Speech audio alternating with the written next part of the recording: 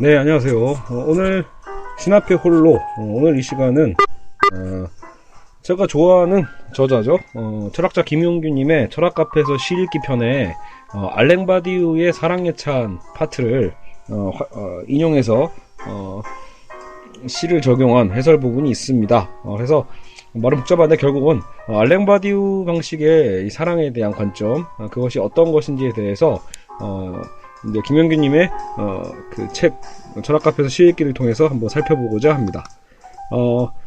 저도 알랭 바디우의 그 책을 뭐 제대로 조금 쉽게 나온 책들은 좀 읽었지만 정작 가장 중요한 주저인 그죠? 책들은 아직 못 읽었거든요. 어렵더라고요.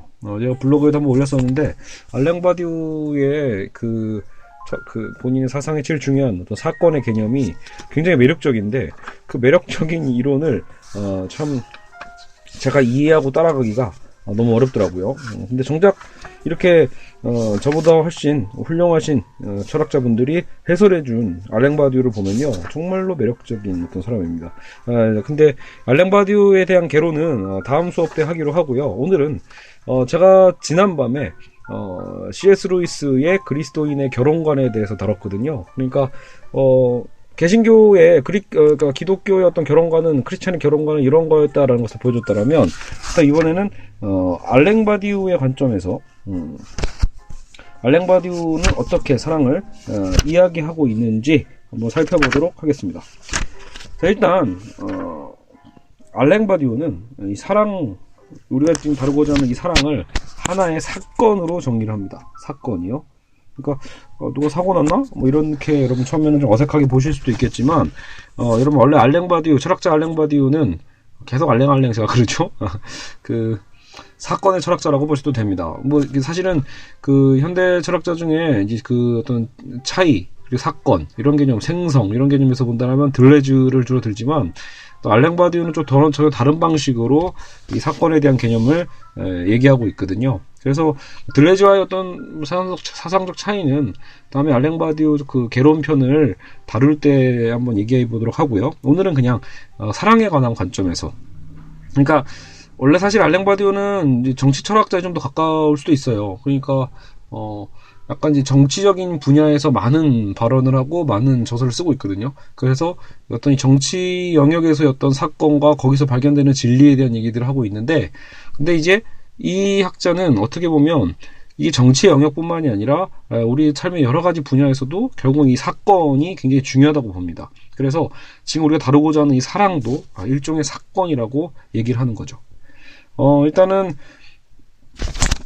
제가 먼저 이 강의를 들어가기에 앞서서 그 철학 카페에서 그 문학 읽기 편을 제가 아마 김용규 철학자님의 이 저자의 책을 빌어서 몇 편을 강의를 했잖아요. 근데 사실은 이제 그 철학 카페에서 문학 읽기 또 보다도 어떻게 보면 더 매력적인 책이 바로 이 철학 카페에서 시 읽기입니다. 그래서 여러분 혹시 관심 있으신 분들은 꼭 빌려다 보시든 사다 보시든 어쨌든 소장 가치가 있는 책인 것 같아요. 이 김용규님의 책은 상당히 대중적이면서도 그렇죠. 대중적이면서 굉장히 그래서 또 뭔가 느끼게 하는, 단순히 어떤 소비성 인문학과는 분명히 거리가 멀기 때문에 적극 추천합니다. 네, 여하튼 그러니까 저는 여러분 제 역할은 뭐예요? 저는 전문성이 전혀 없잖아요. 결국은 끊임없이 전 네트워킹 해주는 사람입니다. 연결점이죠. 징검다리 역할을 해주는 거기 때문에 제 강의가 예를 들어 뭐 한병철 교수의 뭐 피로사회, 투명사회 뭐 이런 것도 했었고, 그렇죠. 이진경 교수님이 어떤 철학과 굴뚝청소부, 그리고 지금 이제 이 김용규님의 또 여기 저서들, 이런 것들 제가 활용해서 얘기를 하고 있죠. 또 뭐 마이클 샌델의 얘기들도 하고 있고요. 근데 결국 뭐 제 얘기는 그때그때 조금씩 덧붙이는 것 뿐이지, 그죠? 제 생각은요. 이제 제가 뭔가 주도해서 설명해 드리는 건 제가 나중에 하는 논술 강의 그거밖에 없을 겁니다. 논술 강의는 시리즈로 이제 제가 그 교재를 다 만들었기 때문에 한번 다시 시작할 생각이고요. 일단은 오늘은 이 사랑에 대해서 생각해 보면서 지난 시간에 그러니까 이제 기독교 크리스찬의 어떤 성도덕과 사랑은 어떤 관점인가, 이거를 비교해서 한번 여러분 들어보셔도 재밌지 않을까 싶습니다. 자, 여하튼 이제 한번 책으로 들어가 볼까요? 어쨌든 알랭 바디오가 사랑에 관해서 썼던 책은요, 굉장히 두껍지 않아요. 얇은 책이 있어요. 사랑 예찬이라는 책인데요. 사랑을 하나의 사건으로 규정하는 그 자신의 사유를 반복하면서 결국은 이 사랑에 대한 재발견을 요구하고 있습니다. 바디우의 그 책들은 존재와 사건, 이게 제일 중요한 주제입니다. 그리고 조건들, 철학을 위한 선언과 같은 저서에서 말하는 사건이란 모든 종류의 평형 상태를 뒤흔드는 우연한 충격이다라고 표현하고 있습니다. 즉, 사건은 언제나 여러분, 여기서 이제 중요한 거죠. 알랭 바디움 여러분이 떠올리실 건 결국은 이 사건과 우연성입니다. 그러니까 여러분, 실제로 사건이 어떻게 나요? 갑작스럽게 나는 거잖아요. 그러니까 사건은 언제나 우연으로 나타나 한 상황을 지배하는 어떤 그 기존에 있었던 법칙들이 있죠. 그게 이제 정치, 과학, 예술, 사랑의 법칙들을 파괴한다는 거죠. 그러니까 그래서 이 알랭 바디우의 사상에서 이 사건이 위치가 그만큼 중요한 겁니다. 그렇죠? 그래서 특히 여기서 이제 그가 이제 그 윤리학이라는 책에서 사건은 우리로 하여금 새로운 존재 방식을 결정하도록 강요하는 것이다. 그죠? 그러니까 사건은 뭐라고요? 우리로 하여금 새로운 존재 방식을 결정하도록 강요한다. 그러니까 기존에 있었던 법칙을 파괴하고 벗어나고 새로운 존재 방식으로 결정하도록 강요하기에 다가오는 것. 그죠? 그것이 사건이라는 거죠. 그래서 이제 사랑이라는 건 세계의 법칙들에 의해서는 계산되거나 예측할 수 없는 하나의 사건이다 라고 얘기를 합니다. 사랑 역시도 일종의 사건이라는 거죠. 그래서 이 두 가지에 또 중요한 포인트가 나와요. 그래서 사랑의 시작에 있어서 만남의 우연성이라는 거, 만남의 우연성이 되게 중요하고 또 하나는 법칙성의 파괴에 있다라는 거죠. 사랑에 의한 법칙성의 파괴. 그렇죠? 여러분 들어보셨을 때 무슨 소리지 하는 분도 있겠지만 뭔가 감이 오시는 분도 있을 거예요. 그죠? 만남의 우연성, 법칙성의 파괴. 그죠? 일단 우연성에 대한 개념을 살펴보죠. 그러니까 오늘날 여러분 연애는 어때요? 오늘날의 연애는 우연성이 사라져가고, 그죠? 무언가 자꾸 뭔가 그 계획적이고 계산된 어떤 과정에서 벌어지고 있죠. 그러니까 알랭 바디우는 사랑의 찬에서 그런 세태를 비판하고 있습니다. 그죠? 사실 이거는 어제 우리가 다뤘던 루이스도 그런 얘기를 하고 있거든요. 루이스 얘기는 사실 그런 거였죠. 끊임없이 어떤 이 사랑의 어떤 감정과 느낌, 그 설레임에 대한 것을 너무나 집착하면서 연애를 유지하려고 하는 잘못된 인간의 어떤 그 욕망에 대해서 비판을 했다라면, 일단 알랭 바디우는 사랑의 찬에 있어서 그 오늘날 연애가 그런 사건의 우연성, 만남의 우연성을 배제하고 철저하게 맞선 사이트처럼, 그렇죠? 요즘 보세요 여러분, 결혼의 듀오 이런 거 있잖아요. 조금 중개업체가 점점 잘 되고 있다는 건 뭐예요? 그만큼 우리는 이제 연애와 결혼에 있어서 뭔가 실패하는 사람들이 점점 많아지고 있다는 거죠. 심지어는 바로 뭘까요? 너무나 이 삶의 어떤 빡빡함 때문에 연애할 수 있는 시간조차도 없는 시대라는 것을 또 보여주는 상징입니다. 그죠? 그러니까 어떤 이 연애의 설레임과 만남과 사건에 대한 관점에 대한 게 아니라 삶 자체를 그냥 철저하게 기획하는 거죠. 계획된 대로 우리는 끊임없이 살아가고 있잖아요. 그러니까 연애할 시간이 없죠. 그러니까 나중에는 자기의 스펙만 쌓고 내가 이 정도 위치가 되었으니까 나도 이제 이 정도 위치의 여자와 남자를 만나야지 라고 하면서 우리는 계획을 하는 거죠. 결국은 바디우가 얘기하는 비판점은 뭐냐면요, 위험 없는 사랑을 당신에게라는 그 슬로건을 비판하고 있는 거예요. 그러니까 위험성을 배제해버리는 오늘날의 만남 있죠. 그죠? 외모, 성격, 직업, 수입, 생일, 취미, 그죠? 심지어 무슨 별자리에 이르기까지 다양한 정보를 조합해서 고객에게 딱 맞는 그 이상형을 알선해주는 사이트들에 대해서 비판하는 거죠. 잘못된 만남이다, 이건. 그죠? 이것은 잘못되었다라고 보는 거죠. 그래서, 사랑으로 촘촘히 짜여진 타자에게서 비롯된 시련이나 심오하고 진실된 온갖 경험. 이것을 곧 우리는 요즘은 회피하려고 한다는 거죠. 그러니까 이 위험성. 여러분, 우리가 연애를 통해서, 사랑을 통해서 우리가 겪게 되는, 사실 우리가 감당해야 될 위험성이 있거든요. 그런 위험성 자체를 이제는 싫어하는 시대죠. 마치 여러분, 오늘날 어때요? 마치 보험의 시대라고 볼 수도 있잖아요. 온갖 보험이 넘쳐나죠. 온갖 위험에 대해서, 불안에 대한 것을 자꾸 걷어내려고 하는 인간의 어떤 그 강박적 몸부림이 오늘날 사회의 이 보험 사회를 만들어내는 거거든요. 끊임없이 무언가, 그렇죠. 삶에 대한 어떤 위험에 대한 것을 두려워하고 피하려고만 하는, 맞서려고 하지 않죠. 그러니까 그런 현상들이 단지 우리 어떤 의료적 치료의 행위뿐만이 아니라 우리 어떤 사랑에 대한 개념조차도 우리는 그것이 지배하고 있다는 거죠. 끊임없이 어떤 손익분기를 따지는, 계산기를 꺼내놓고 계산기를 두드리면서, 그죠? 그래서 사랑에 빠지는 위험을 감수하지 않고서도 사랑할 수 있지 않냐라는 어떤 이런 쾌락주의적 사고, 이것으로는 사랑이라는 집의 문턱조차 밟을 수 없다라고 바디우는 강력하게 얘기를 했다라고 하네요. 그래서 위험 없는 사랑이란 전사자 없는 전쟁처럼 터무니없는 허구다라는 거죠. 있을 수 없죠, 여러분. 전쟁이 일어나면 뭐죠? 당연히 전사자가 있고 당연히 부상자가 있습니다. 위험이 없는 전쟁은 전쟁이 아니죠. 결국은 위험 없는 사랑은 사랑이 아닙니다. 이렇게 이제 바디우는 얘기를 하는 거죠. 있죠?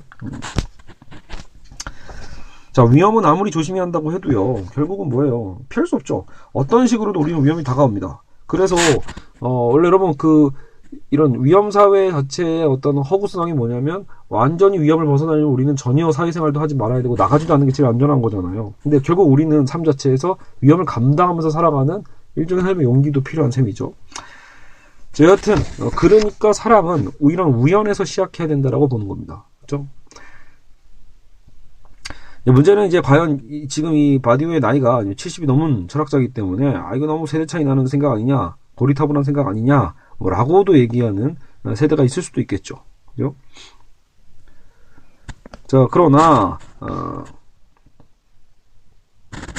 자, 여기서 이제 이 철학 카페에서 시 읽기다 보니까 이 시를 이렇게 좀 활용해 주고 있거든요. 그래서 특히 저도 최승자 시인이라고요. 약간 제가 듣기로는 정신병이 있어서 정신분열증이죠. 그래서 정신분열증을 앓으면서도 시를 계속해서 쓰어가는. 그래서 마치 왠지 진짜 시인 같죠. 진짜 정말 시인 맞는데 뭔가 정말 있어 보이는 시인처럼. 어쨌든 이 최승자 시인의 시를 잠깐 인용하고 있네요. 그대 사랑하는 동안 내겐 오는 날이 많았었다. 아픔이 출렁거려 늘 말을 잃어갔다. 이거는 참 문정희 시인이고요. 또 최승자 시인은 사랑은 언제나 벼락처럼 왔다가 정전처럼 끊겨지고 갑작스러운 배고픔으로 찾아오는 이별이다. 이런 식으로 시를 얘기를 하거든요. 이 얘기를 왜 하냐면 결국 이별도 정전처럼 느닷없이 찾아오니까 여러분, 그러니까 위험을 피하려고 하는 사랑은 사랑이 아니다라고 하는 바디우에 대해서 어떻게 보면 이런 사랑의 아픔을 오히려 겪어봤던 사람은 더 화를 낼 수도 있다는 거죠. 왜? 너무 아팠다니까. 여러분, 사랑이 짝사랑하는 것도 사실 이런 거 어때요? 굉장히 마음이 설레이면서도 너무나 아픈 게 있잖아요. 그죠? 이루어지지 않을 때. 그죠? 거꾸로 이제 또 사랑을 한 사람들도 헤어졌을 때 또 사랑하는 동안에도 사랑하는 사람이 나에게 주는 그 상처, 그런 것들이 사실 얼마나 우리의 삶을 아프게 합니까? 그렇기 때문에 이렇게 얘기하고 있는 철학자가 아픔을 견뎌야 된다라고 하는, 위험 있는 사랑을 찾아야 된다라고 하는 이 철학자가 얄밉기도 하겠죠. 그죠? 자, 그리고 그래서 여기 중요한 얘기가 나와요. 이거는 저도 연애하면서 결혼하면서 알게 된 거지만 남자 여자의 차이죠. 그래서 대부분의 경우 남자들은 어떤 성향이죠? 자꾸 여자가 시도 때도 없이 자기를 사랑하느냐고 묻는 거에 대해서 이해하지 못해야죠. 남자분들은 꼭 그런 거 있어요. 아니, 그걸 꼭 말로 해야 알아? 이렇게 표현하잖아요. 그죠? 자꾸 여자들은 시도 때도 없이 사랑을 확인받고 싶어 합니다. 그리고 자꾸 여자들은 증거를 보여달라고 하죠.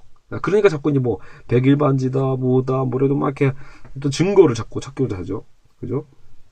그러면서도 또 정작 왜 육체적 섹스는 왜 자꾸 이렇게 거부하는지, 여기에 대해서 남자들은 끊임없이 고민하죠. 이거 굉장히 잘 쓴 표현이에요. 정말 현실이 그렇죠. 남자들은 어제 우리가 봤던 것처럼, 루이스가 얘기한 것처럼 남자들은 특히 육체적인 어떤 성적 욕구가 좀 특히 발달되어 있잖아요. 거기에만 환장하면서 동시에 뭔가 책임지려고 하거나 어떤 사랑에 대한 표현이나 이런 거는 자꾸 어떤 육체적 관계로만 하려고 하지, 어떤 이 말로 잘 표현하려고 하지 않죠, 남자들은요. 근데 거꾸로 여자들은, 여자 입장에서는 또 뭐가 억울하죠? 그 남자가 왜 날마다 사랑한다고 말하지 않는지, 그 말하는 게 뭐가 힘든지, 그죠? 그깟 증거를 보여주는 게 뭐가 그리 어려운지, 그리고 왜 맨날 동물도 아닌데 자꾸 틈만 나면 잠자리만 같이 하려고 하는지 답답해 한다라는 거죠. 이렇게 남자와 여자의 차이가 있습니다. 그러다 보면 어때요? 연애하는 과정에서 우는 날이 많아지고 아픔이 출렁거리게 되고 더 이상 내 것이 하는 열망들과 작별을 구하고 서로 헤어지는 것들, 그런 현상들이 반복되는 거죠. 알겠죠? 그리고 한번 시가 하나 더 있어요. 이 시도 한번 여러분 읽어드릴까요? 최승자 시인의 청파동을 기억하는가, 이거를 이제 우리 김현규님이 인용하셨는데, 봄이 오고 너는 갔다. 라일락 꽃이 귀신처럼 피어나고 먼 곳에서도 너는 웃지 않았다. 자주 너의 눈빛이 셀로판지 구겨지는 소리를 냈고 너의 목소리가 쇠꼬챙이처럼 나를 찔렀고 그래 나는 소리 없이 오래 찔렸다. 찔린 몸으로 지렁이처럼 기어서라도 가고 싶다. 네가 있는 곳으로. 너의 따뜻한 불빛 안으로 숨어 들어가 다시 한번 최후로 찔리면서 한없이 오래 죽고 싶다.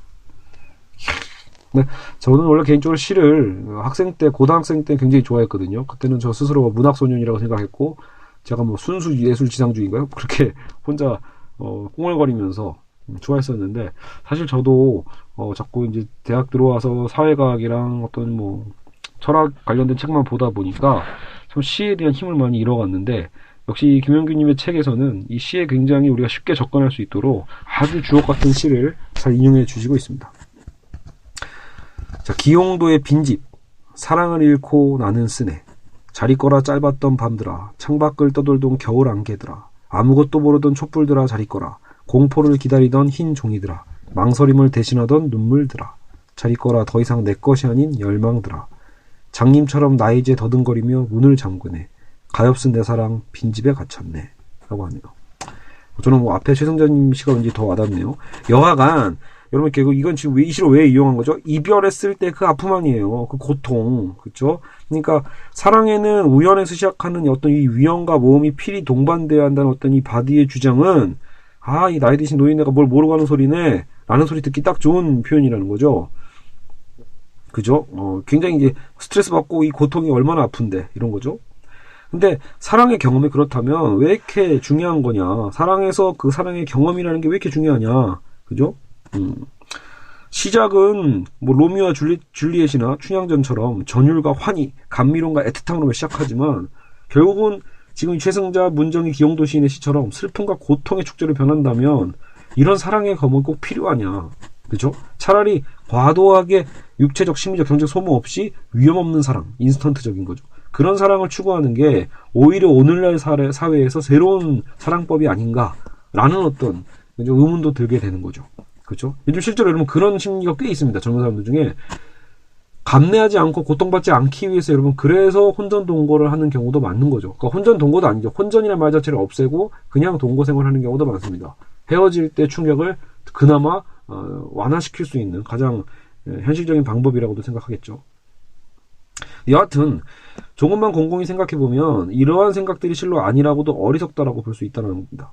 삶의 경험이 삶에서 왜 중요할까라고 바꿔보면 곧바로 진실이 드러난다는 겁니다. 여러분 우리가 지금 뭐랬죠? 사랑의 경험이 그 사랑에서 얼마나 왜 중요한 건가 이렇게 질문을 던졌는데 삶의 경험이 삶에서 왜 중요할까라고 바꿔보라는 거죠.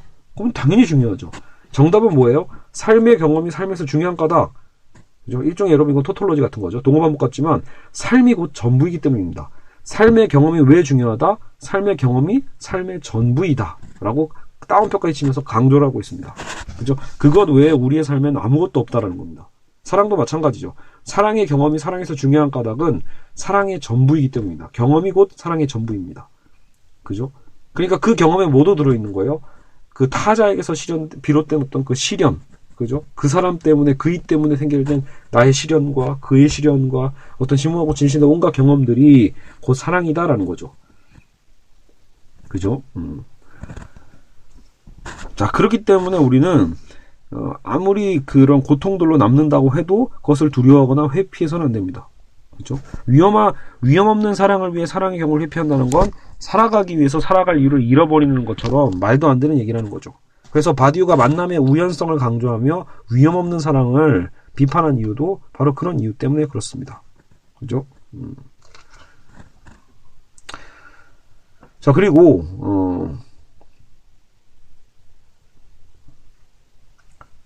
그리고 이제 바디우가 이런 우연성에 대한 걸 강조했다면 이제 한 걸음 더 나아가서요. 이 우연성이 일종의 사회적 의미를 부여하고 있습니다. 즉 사랑의 만남이 우연이어야 한다는 자신의 그 주장에다가 사회적 의미를 부여한다. 그럼 이건 무슨 소리냐? 왜 사랑은 나와 너와의 관계고 남자와 여자와의 그 이자적인 관계인데 거기에 왜 사회성이 들어가는가? 라고 이제 얘기를 하고 있어요. 그건 왜 그런지 바디우의 얘기를 직접 인용을 하고 있거든요. 네, 보시죠. 사랑은 항상 만남에서 시작됩니다. 그리고 저는 여기서 저는 바디우겠죠. 그리고 저는 형이상학적인 방식으로 이러한 만남의 사건, 다시 말해 사물들의 즉각적인 법칙에 속하지 않는 무언가의 사회적 지위를 부여합니다. 사랑의 이러한 출발점을 보여주는 수많은 예를 우리는 문학과 예술 작품에서 찾아볼 수 있습니다. 수많은 이야기와 소설은 둘이 각별하게 강조된 사례들에 받쳐졌으며 이러한 사례들은 두 연인이 동일한 사회계층이나 동일한 집단, 동일한 파벌이나 동일한 국가에 속해 있지 않은 경우가 대부분입니다. 두 연인이 대립되는 세계에 속해 있는 로미오와 줄리엣이 바로 이러한 구분의 대표적인 알레고리라 하겠습니다. 이럴 때 가장 강력한 이원성과 가장 극단적인 분리를 경유하여 사랑의 대각선처럼 교차되는 측면은 매우 중요합니다. 자, 그러니까 이게 결국 무슨 말입니까? 사랑이라는 것을 통해서 우리는 뭐를 횡단할 수 있다? 사회 계층, 집단, 파벌 혹은 국가가 가진 그들만의 어떤 독립성이 있잖아요. 그 두터운 벽을 허물 수 있는 가장 중요한 그렇죠? 계기가 될 수 있다는 거죠. 뭐가요? 우연한 만남, 결국 사랑이라는 거죠.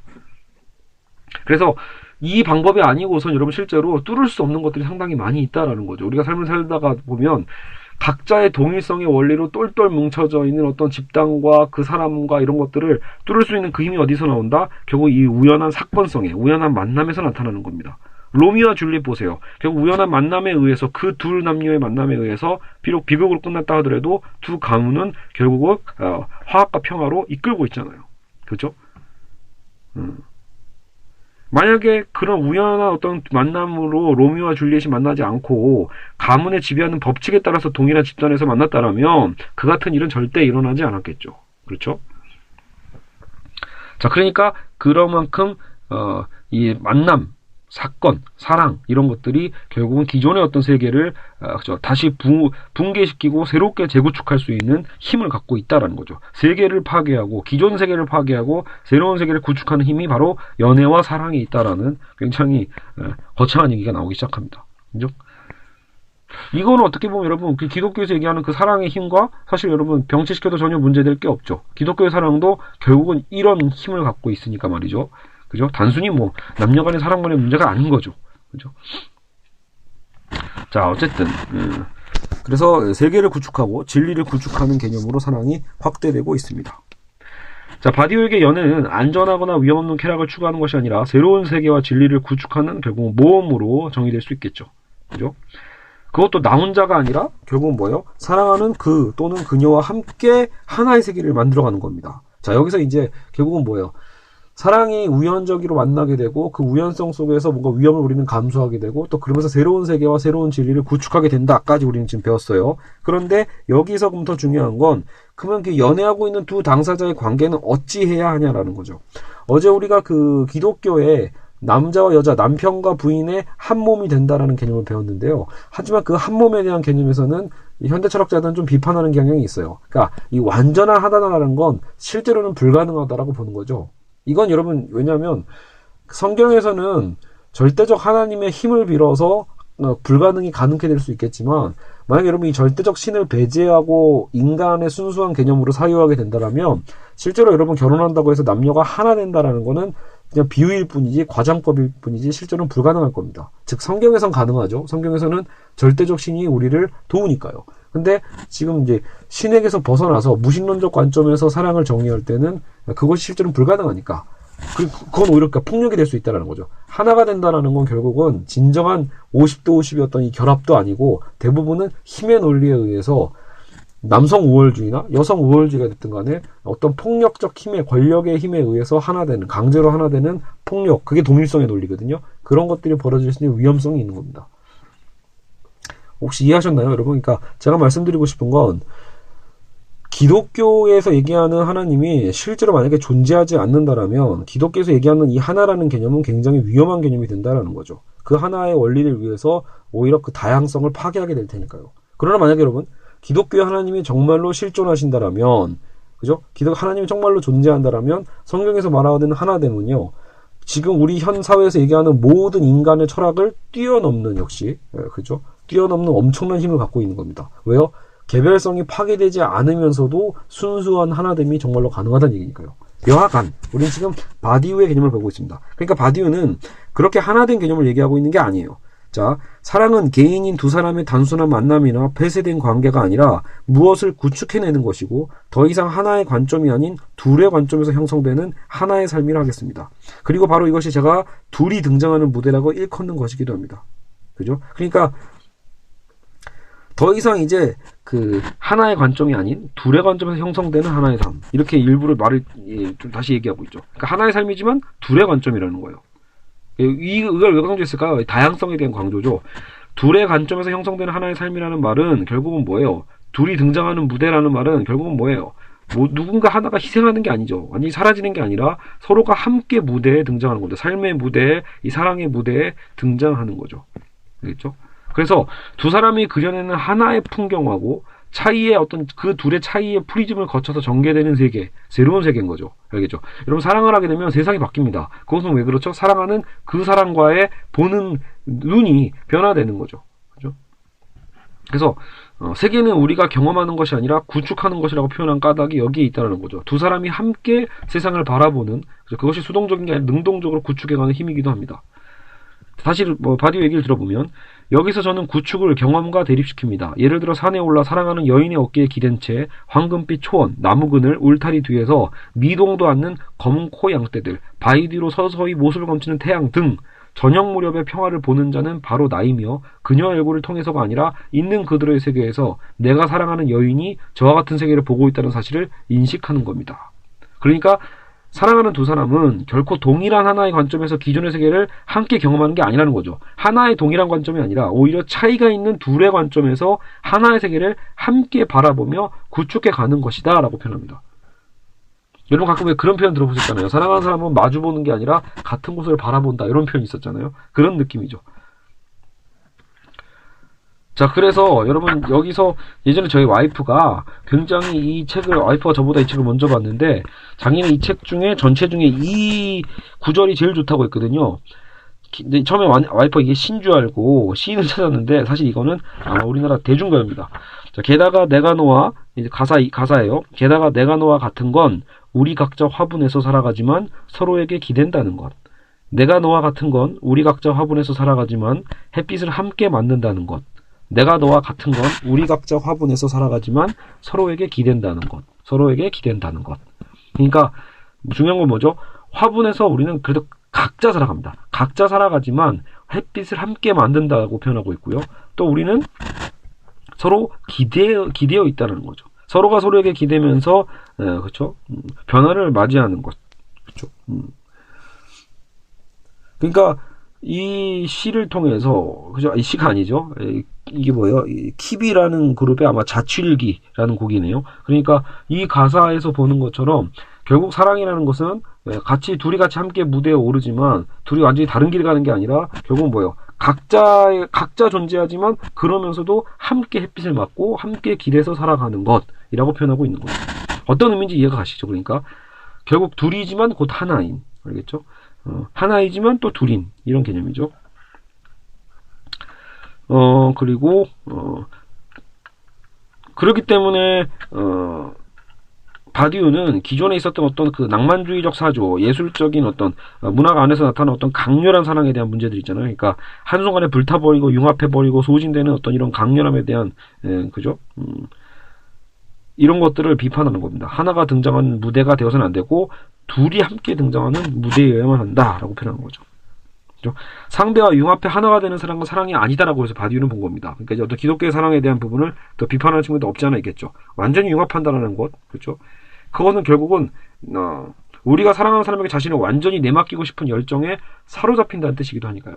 그죠? 근데 사랑은 하나가 등장하는 무대가 아니라 둘이 등장해야 되는 무대라고 바디우는 분명하게 얘기를 합니다. 상대에게 자신을 완전히 내맡기려고 하지 말고 상대방을 완전히 떠맡으려고 하지 말아야 된다는 거죠. 상대를 완전히 맡아서도 안 되고 내가 완전히 그에게 맡겨서도 안 되는 거야. 상대에게 무릎을 꿇으려고도 하지 말며 상대를 무릎 꿇으려고 하지 말아야 한다라고 좀 표현하고 있습니다.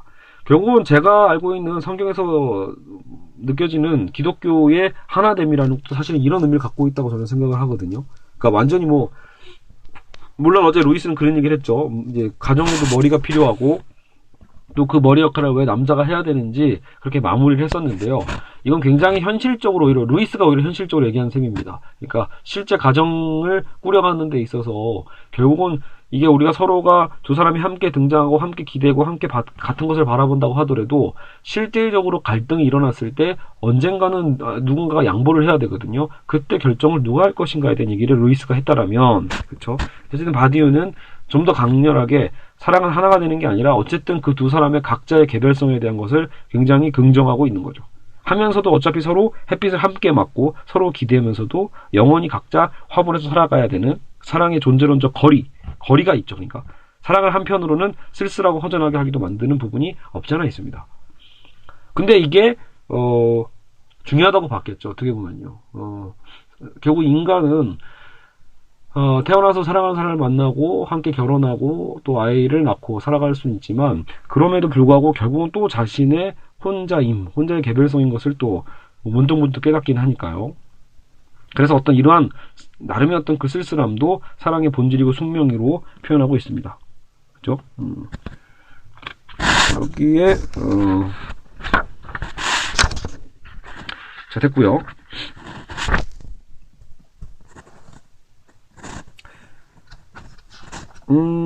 자, 여기서 이제 바디우가요. 이제 시간에 대한 개념을 좀 더 얘기를 하고 있습니다. 그러니까 우리가 둘의 관점에서 형성하는 하나의 세계의 구축이라고 아까 표현했잖아요. 근데 사랑이라는 게, 근데 여기서 또 시간적 개념을 어떻게 다루고 있냐면 사랑을 완수할 시간 이렇게 표현하고 있다고 하네요. 그러니까 사랑이 하나의 동일한 관점도 아니고 차이가 있는 둘의 관점에 의한 새로운 세계의 구축이었잖아요. 그러니까 그리고 그 세계의 진리를 만들어가는 게 사랑이라면 시간이라는 개념은 어떻게 적용되겠어요? 당연히 그 가운데서 소요되겠죠. 그러니까 시간에 갑작스럽게 모든 걸 다 이룰 수 있는 진리가 아니라 이런 서로를 바라보고 서로가 같은 곳을 바라보고 뭔가를 만들어가 세계를 구축하는 과정에서 시간은 소요될 수밖에 없습니다. 그러니까 사랑의 지속성이 필요한 거죠. 매우 흥미로운 사실은 이제 바디가 이렇게 얘기해요. 사랑이 시작되는 순간의 황홀감에 관한 문제에 놓여 있는 게 아니라는 점입니다. 그러니까 사랑이 시작되는 순간의 황홀함에 관한 문제에 놓여 있는 게 아니다. 물론 시작되는 그 순간의 황홀감은 분명 존재합니다. 그러나 우리가 사랑이라고 부를 수 있는 건 무엇보다도 지속되는 하나의 구축이 되어야 한다는 것이죠. 사랑은 끈덕지게 이어지는 하나의 모험이라고 할 수 있겠죠. 자, 이거 여러분 루이스 편 보신 분은 기억나시겠지만 루이스도 이 부분을 강조한 거죠. 순간의 황홀감, 처음 사랑할 때 어떤 사랑 느낌, 거기서 우리는 벗어나서 새로운 사랑에 대한 제2의 사랑을 시작할 수 있다라고 루이스는 얘기했거든요. 지금 바디우는 그것을 지속의 개념으로 얘기를 하고 있는 거죠. 그죠? 우리가 사랑이라고 부를 수 있는 건 무엇보다도 지속되는 하나의 구축이 되어야 한다. 진정한 사랑이라는 건 일순간의 어떤 황홀 속에서 불타서 소진돼 버리는 게 아니라, 그죠? 이게 낭만주의 사주잖아요. 문제잖아요. 지속되는 사랑이어야 된다는 거죠. 자, 바디우의 말을 좀 더 인용하고 있어요. 최초의 장애물, 최초의 심각한 대립, 최초의 권태와 마주하여 사랑을 포기해버리는 것은 사랑에 대한 커다란 왜곡일 뿐입니다. 진정한 사랑이란 공간과 세계와 시간이 사랑에 부과하는 장애물들을 지속적으로 간혹은 매몰차게 극복해 나가는 그런 사랑일 겁니다. 라고 표현하고 있습니다. 즉, 아까 우리가 위험을 감수하는 사랑이라고 했잖아요. 처음에 황홀감이 있을 땐 여러분 하나도 안 위험합니다. 하나도 괴롭지 않고요. 여러분, 우리가 그걸 콩깍지 씌었다고 표현하잖아요. 초기에 여러분 우리가 사랑에 빠져들었을 때는 어떠한 위기감도 느껴지지 않아요. 근데 중요한 건 그 이유거든요. 그쵸? 그런 어떤 황홀감이 점점 식어갈 때 최초의 장애물이 나타나고 심각한 대립이 나타나고 심지어 제일 무서운 건 뭐죠? 사랑에서 권태죠, 권태. 그쵸? 서로 말없이 뭔가 이제는 지쳐버리는 그런 권태를 마주해서 포기하면 안 된다라는 거죠. 진정한 사랑은 공간과 세계와 시간이 사랑에 부과하는 이런 장애물들을 지속적으로 혹은 매몰차게 극복해가는 그런 게 사랑이다 라고 표현합니다. 여기서 이제 충실성의 개념이 또 등장을 하죠. 이건 나중에 바디우 편에서 또 한번 다뤄보게 될 건데요. 이 용어는요. 어쨌든 사랑은 최초의 명명에 대한 끝나지 않은 충실성이다 라고 표현합니다. 최초의 명명에 대한 끝나지 않는 충실성. 즉 바디우가 얘기하는 충실성은 단순히 다른 사람과 연애관계를 맺지 않겠다는 뜻이 아니라 바람피지 않을게 이 정도가 아니라 사랑을 가로막는 모든 장애물, 둘 사이의 대립과 권태, 그리고 또다시 하나가 등장하는 무대로 돌아가고 싶은 그 유혹 등을 지속적으로 매몰차게 극복해 하겠다는 그 의지가 이 충실성으로 드러난다라는 거죠. 사랑의 충실성.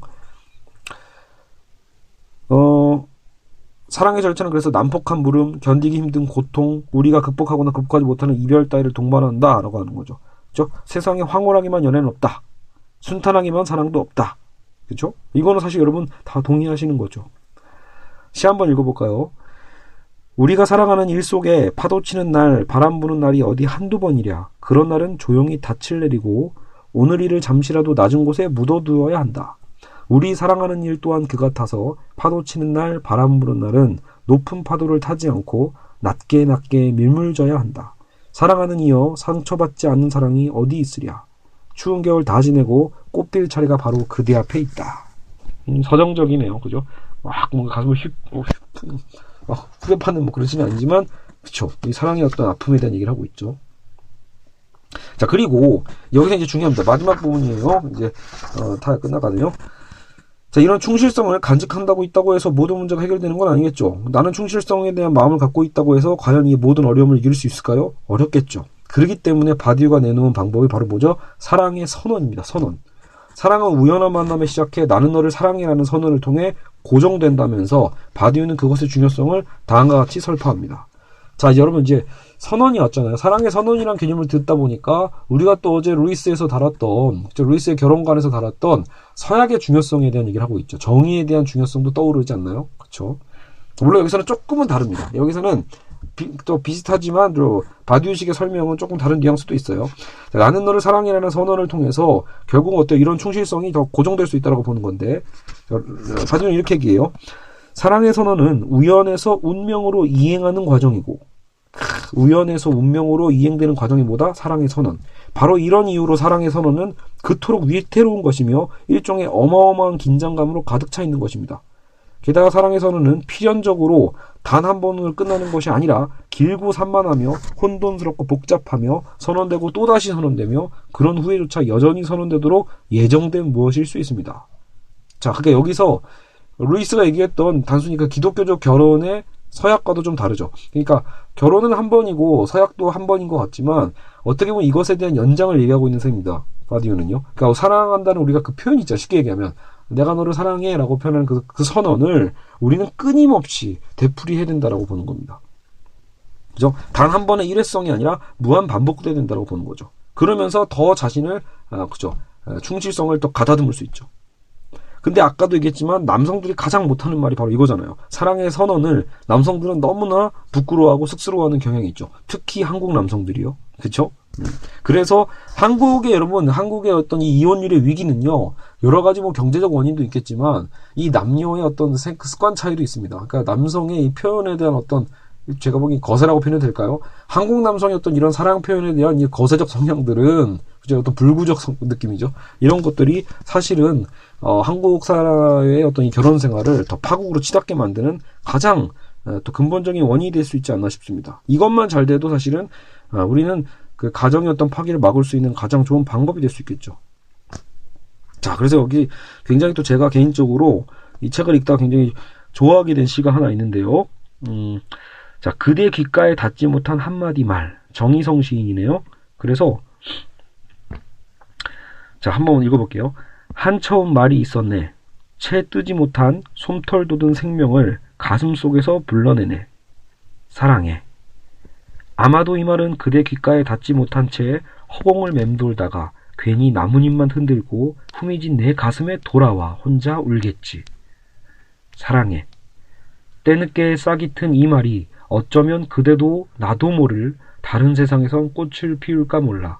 아픈 꽃을 피울까 몰라. 예, 정희성 시인의 그대 귓가에 닿지 못한 한마디 말. 시 전문입니다. 지금 뭐예요? 이건 남성들의 가슴을 후벼팝니다. 저조차도 사실은 그렇게 표현을 잘 하지 않거든요.